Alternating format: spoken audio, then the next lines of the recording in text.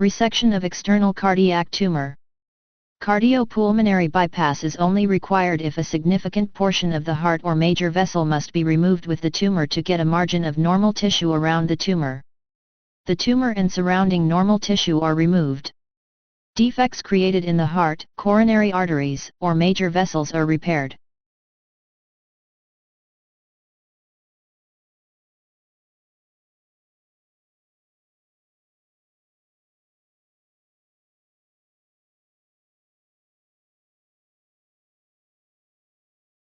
Resection of mediastinal cyst.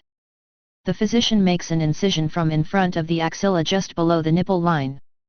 The incision extends below the tip of the shoulder blade and ascends to halfway between the spinal column and the shoulder blade. The physician exposes the rib cage, retracting muscles. A rib spreader is used to ease access to the thoracic cavity. The cyst is located and removed.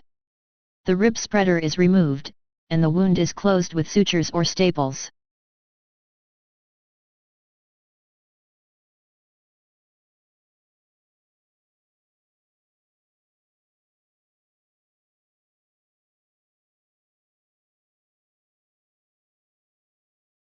Resection of mediastinal tumor. The physician makes an incision from in front of the axilla just below the nipple line. The incision extends below the tip of the shoulder blade and ascends to halfway between the spinal column and the shoulder blade. The physician exposes the rib cage by cutting through the muscles. The chest cavity is entered between the ribs by using a rib spreader. The tumor is located and dissected from the surrounding tissue. The wound is closed using sutures or staples.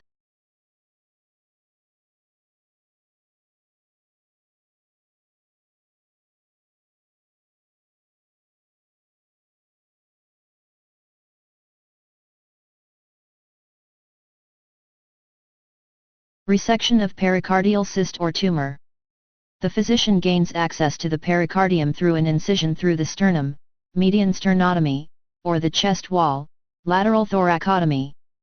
The physician places cardiopulmonary bypass catheters, usually through incisions in the right atrial appendage and aorta or femoral artery. The physician stops the heart by infusing cardioplegia solution into the coronary circulation.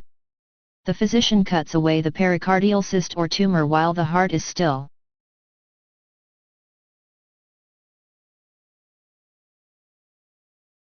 The physician takes the patient off cardiopulmonary bypass, closes the surgical incisions and dresses the sternal or chest wall wound. The physician may leave chest tubes and / or a mediastinal drainage tube in place following the procedure.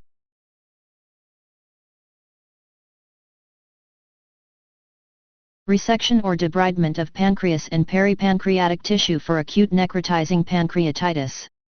The physician performs resection and debridement of the pancreas for necrotizing pancreatitis. The physician makes an abdominal incision. The pancreas is exposed and necrotic areas of the pancreas and peripancreatic tissue are debrided. Drains are usually placed around the pancreas.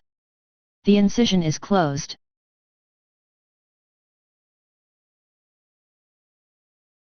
Resection of lateral pharyngeal wall or piriform sinus, direct closure by advancement of lateral and posterior pharyngeal walls. The physician removes the affected portion of the pharyngeal wall or piriform sinus. The physician makes a vertical incision and retracts the strap muscles. The mucosa of the upper piriform sinus and the affected portion of the pharynx are excised. The lateral and posterior pharyngeal walls are reproximate and closed with sutures. The incision is sutured in layers.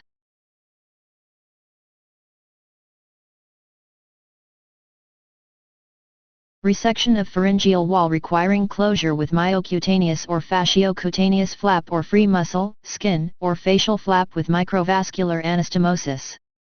Myocutaneous flap reconstruction of the pharyngeal area is achieved using the pectoralis major muscle and its overlying skin. The flap is rotated and inserted through a previously created tunnel between the clavicle and overlying skin and sutured into place to reconstruct the pharynx. The incision is sutured in layers.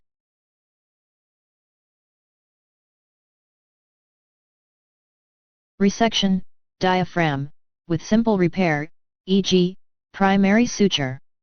With complex repair, e.g., prosthetic material, local muscle flap.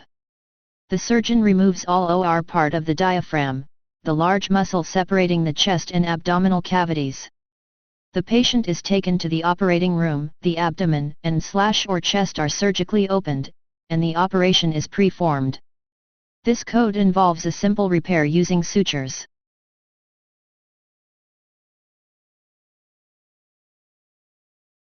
A complex repair using muscle or synthetic material for patching some of the area.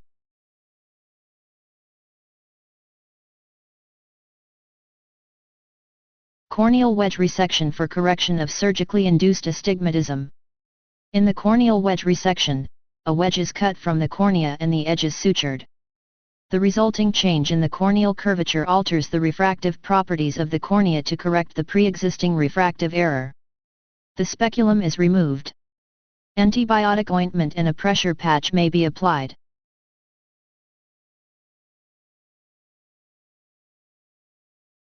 Submucous resection inferior turbinate, partial or complete, any method.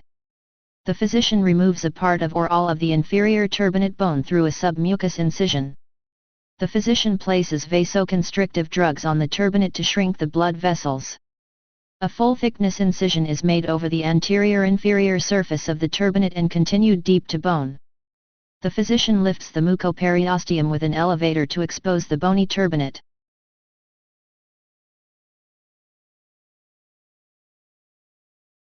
A chisel or forceps is used to remove portions of the bony turbinate. Electrocautery may control bleeding. The turbinate mucosa is closed in a single layer.